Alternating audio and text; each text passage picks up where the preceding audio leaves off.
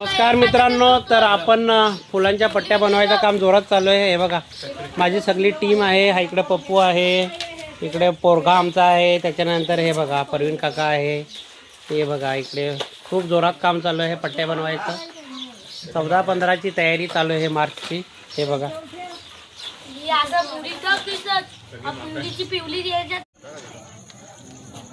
सेवनच्याला कसं इथं उजळ नाही ना बरोबर।